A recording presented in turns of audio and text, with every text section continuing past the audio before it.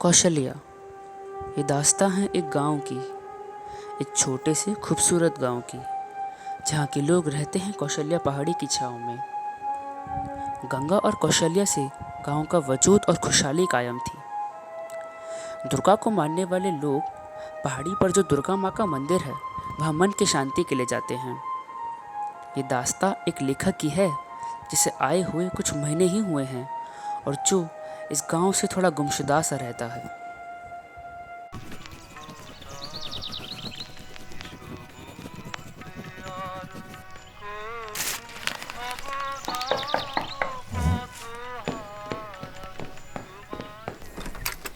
फर्नांडिस साहब ने आज दूसरा वाला आर्टिकल भी छपवा दिया है। ये लीजिए, पढ़ लीजिए एक बार। हाँ हाँ, उनसे बात हुई थी मेरी। शायद आज के दिनों में अखबार अपनी विविधता खोकर जो भी मिले बस छापना चाहते हैं। हाँ हाँ, और वैसे भी आपकी कलम कौन सी कुछ नया देने वाली है उनको। वाह, सुबह सुबह आते ही मुझ पर आत्मघातकी प्रहार, वो भी शब्दों से। वाह सुधा, बहुत खूब। हाँ तो असिस्टेंट हूँ तो क्या हुआ। ये शब्द जितनी मेरी सुनते हैं उतनी आपकी कभी नहीं सुनेंगे। और अगर चलो एक बार सुन भी लिया तो वो भी सिर्फ मुझ पर की गई एक कविता में ढलकर खो जाएंगे कहीं। क्या करूं मैं भी। सुबह की किरणों को अपने भीगे हुए बालों से शीतल करना बंद कर दो, फिर शायद ये शब्द भी रुक जाएंगे कविता में ढलकर खोने से। हाय राम, फिर से कविता। कुछ काम करिए, नहीं तो इस टाइपराइटर को भी रंग लग जाएगा न्यूज़पेपर की तरह। टाइपराइटर से इन ख्यालों को कुछ बस याद आया बस, है पर चुप रहिए, अब बहुत हो गया। ये लीजिए अपनी कॉफी और काम में लग जाइए। यही सही।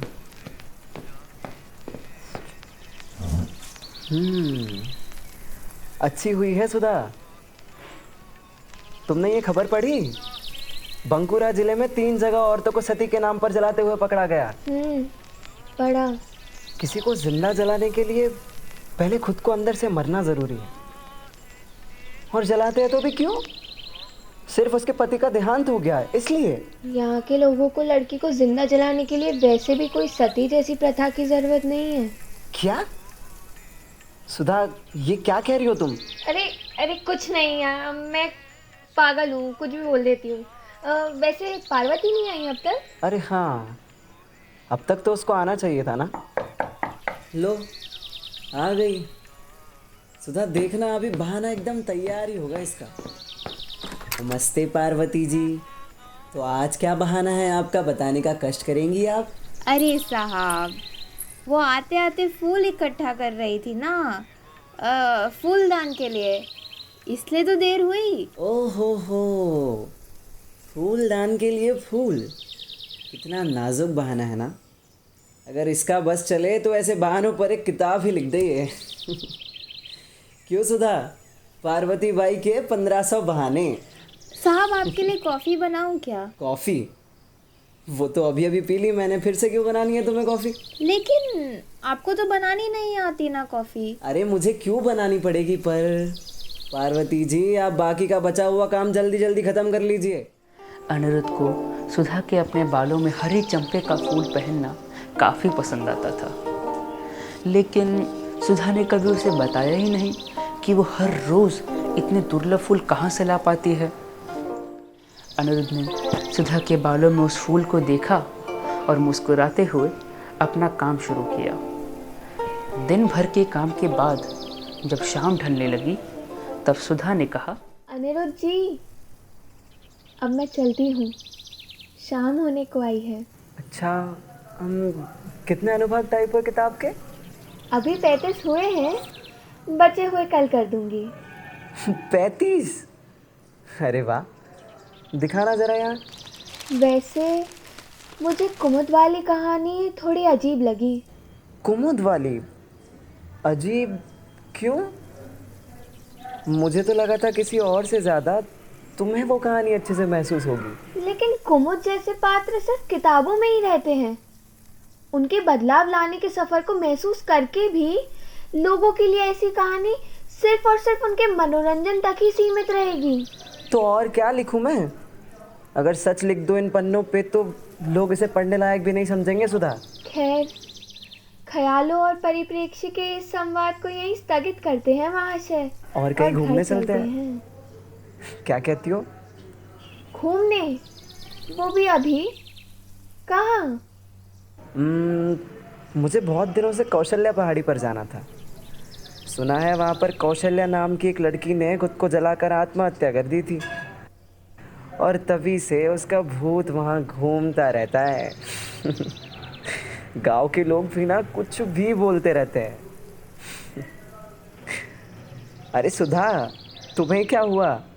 चले ना हम?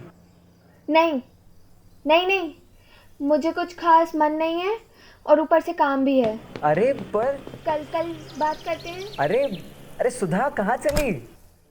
अनिरुद्ध को ये बात कुछ रास नहीं आई कि सुधा ऐसे अजीब तरीके से चली गई, लेकिन सुधा थी ही कुछ ऐसी।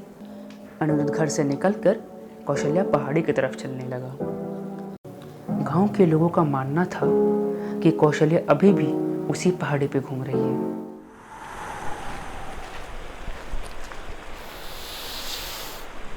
बाबा, अरे ओ बाबा, मैंने पूछा ये पहाड़ी के ऊपर जाने वाला रास्ता यही है ना?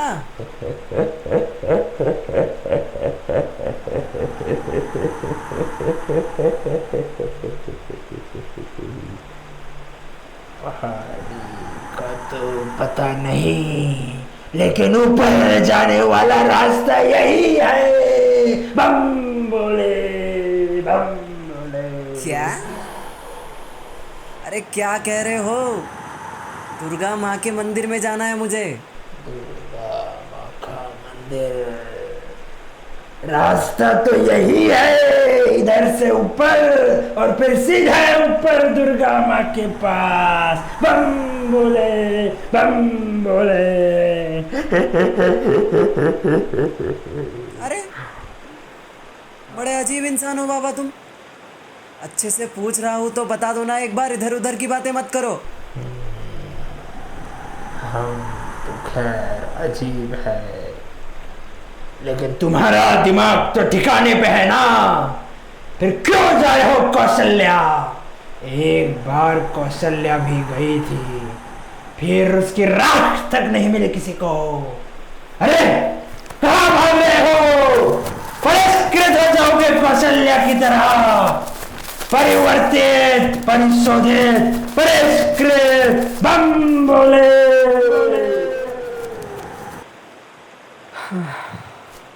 गाँव में नए आए हो? मैंने पूछा, गाँव में नए आए हो क्या? हाँ, अभी कुछ महीने ही हुए हैं। अरे आप हो कौन? जितना पूछा है उसका जवाब दो सिर्फ। किसी ने रोका नहीं। पहाड़ी के नीचे कोई नशे में मलीन बाबा थे, उन्होंने रोका था। बाकी तो कितना खूबसूरत है कौशल्या का रास्ता, किसी को लगेगा ही नहीं वो इतनी बड़ी पहाड़ी चढ़ रहा है। कौशल्या है ही खूबसूरत। तो गांव के लोगों ने इसे इतना बदनाम क्यों करके रखा है? क्योंकि कौशल्या की सुंदरता इस समाज के दायरे में नहीं बैठती। बाहर से चट्टानों का तन और अंदर से जो पेड़ों फूलों से खूबसूरत होता है, उसे लोग खूबसूरत नहीं समझते। अजीब ख्याल है ये तो, लेकिन पहाड़ी से ज़्यादा ये किसी इंसान के बारे में लगता है बाबा। पहाड़ी की बात कौन ही कर रहा था?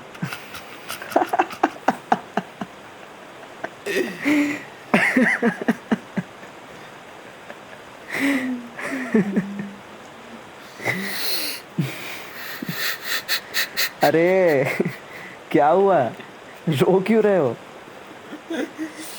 मेरी कौशल्या, मेरी कौशल्या। आपकी कौशल्या? क्या मतलब? कौशल्या मेरी बेटी इस गांव में पहली लड़की थी जिसने लिखना शुरू किया था, लेकिन ये भी रास नहीं आया ये गांव वालों को। जला दिया उसे, जिंदा जला दिया उसे। क्या? जला दिया कौशल्या को?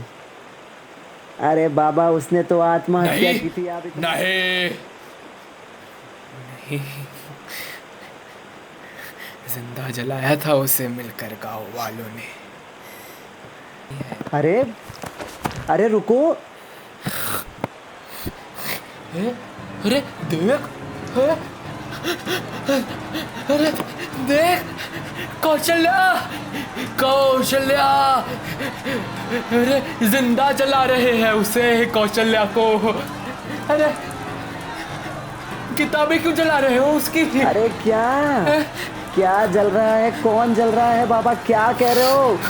अरे यहाँ ना, यहाँ पे आ, आंखें खोल और देख।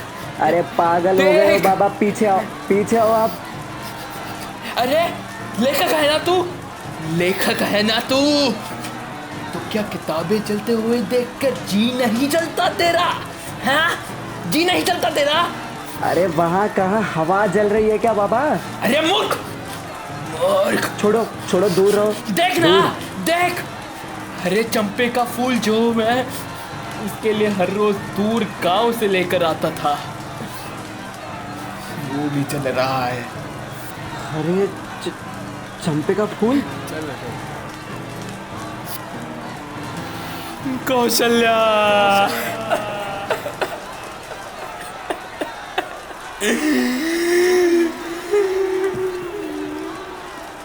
तूने जलने दिया कौशल्या को? क्यों? क्यों? क्यों? तू भी जलेगा, तू भी जलेगा, जलेगा तू भी। अरे परिष्कृत होगा तू, परिष्कृत। देख। हरा चंपा, इस एक जिक्र ने अनिरुद्ध के जहन में तूफान खड़ा कर दिया था। कौशल्या पहाड़ी से भागता हुआ अनिरुद्ध पहुंचा अपने घर और सबसे पहले उसकी नजर गई सुधा के मेज पर। टाइपराइटर पे था एक हरे चंपे का फूल, उसकी कुछ पंखुड़ियां जली हुई थी। ये देख अनिरुद्ध हैरान हो गया। सुधा के बारे में ना जाने कितने सवाल उसके दिमाग के कोने कोने को खुरेद रहे थे। हिम्मत जुटाते हुए अनिरुद्ध सुधा के मेज के पास गया। उसने मेज के दराज को खोलकर अंदर देखा तो वहाँ का सारा सामान गुम हो गया था और सिर्फ एक कागज़ बचा था, आधा जला हुआ। अनिरुद्ध ने अपनी नम आंखों से उस कागज़ पर लिखे लफ्ज़ों को पढ़ना शुरू किया। जलती चिताओं को देखकर फ़क्र महसूस करने वाले कुछ लोग हैं यहाँ, सुना है अपने आप को समाज बुलाते हैं। ये मौन समाज जिसे अब तमाशा देखने की आदत सी हो गई है। हर तरफ चिल्लाते चीखते चेहरे तो देख सकती हूँ मैं, पर किसी को सुन नहीं सकती। जैसे इनसे इनकी रूह को अलग कर दिया गया। एक खिलौना है जिसमें हर रात चाबी भर भर कर उसकी चीखों का मजा लिया जाता है और सुबह होते ही घर के किसी कोने में फेंक दिया जाता है। गोश्त का खिलौना। और पता है कि यहाँ सब अपना अपना खिलौना छुपा कर रखना चाहते हैं, उसे पर्दे में रखना चाहते हैं, उसे चुप रखना चाहते हैं। और जो कोई खिलौना आवाज उठाने की कोशिश करे तो उसे तोड़ दिया जाता है, जला दिया जाता है। खिलौना ही तो है। अगर इंसान और गोश्त में फर्क ना देख पाए तो ये समाज जानवर से अलग कैसे? लेकिन अनिरुद्ध, आपके कलम में वो ताकत है जो इस परिष्कृति के आग को रोक सकती है। इस गांव के लोगों को परिष्कृत शब्द का अर्थ भी नहीं पता, लेकिन आप इन्हें सही रास्ता शायद दिखा सकते हैं। कौशल्या तो जलकर राख हो गई, लेकिन उसके विचार जिंदा रहने चाहिए। अनिरुद्ध सुधा का यह रूप देखकर बेहोश हो गया। थोड़ा समय लगा अनिरुद्ध को ये जानने में कि कौशल्या क्यों सुधा बनकर उसके साथ काम कर रही थी, लेकिन कहते ना, देर आए दुरुस्त आए। अनिरुद्ध ने अपने कलम उठाई और अपने आने वाली किताब का काम छोड़कर एक नया आर्टिकल लिखना शुरू किया, कौशल्या। देखते ही देखते कुछ दिनों में अनिरुद्ध ने और आर्टिकल्स लिखे। एक लेखक की कलम अब सही मायने में एक दर्पण की तरह काम कर रही थी, लेकिन कौशल्या की तरह ही अनिरुद्ध का गांव के रूढ़ी और परंपराओं के बारे में लिखना गांव में किसी को पसंद नहीं आ रहा था। फिर वही हुआ जो हर बागी के साथ होता है। अनिरुद्ध को परिष्कृत करने लोग उसके घर पहुंचे, सोमनाथ बाबा के साथ।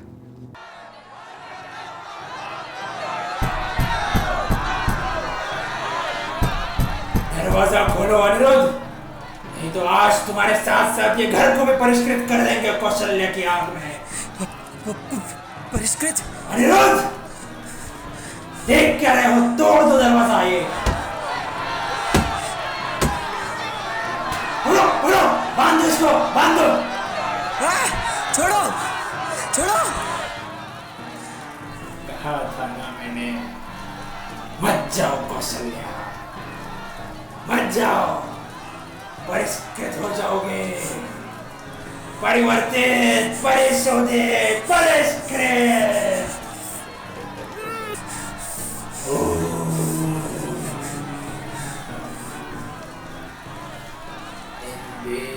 औरतों को कलम देंगे तो वो अपने पति को परमेश्वर मानेंगे क्या?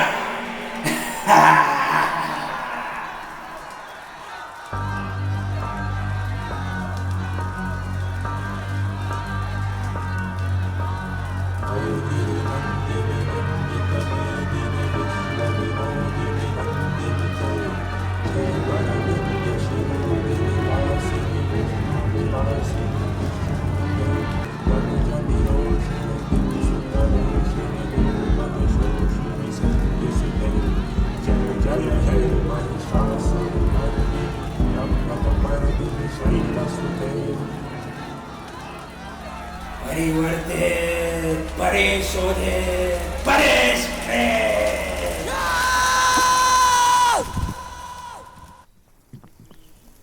क्या नाम बोला तुमने अपना? जी साहब, पार्वती। और कब से काम कर रही हो यहाँ पे? हुए हैं कुछ 2-3 महीने।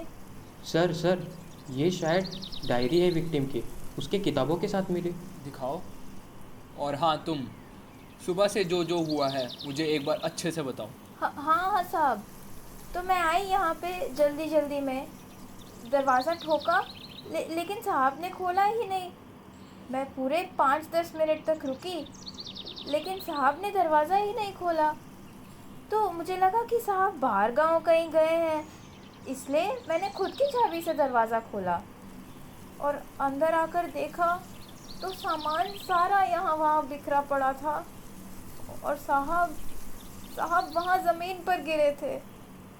उनको उठाने की कोशिश भी करी मैंने, लेकिन वो उठे ही नहीं। और कोई आता जाता था यहाँ पे? कोई दोस्त, रिश्तेदार? नहीं साहब, कोई भी नहीं। साहब अकेले ही रहते थे ना, गांव में भी किसी को नहीं जानते थे वो। इस डायरी में तो किसी सुधा के बारे में लिखा हुआ है। झूठ बोल रही हो क्या?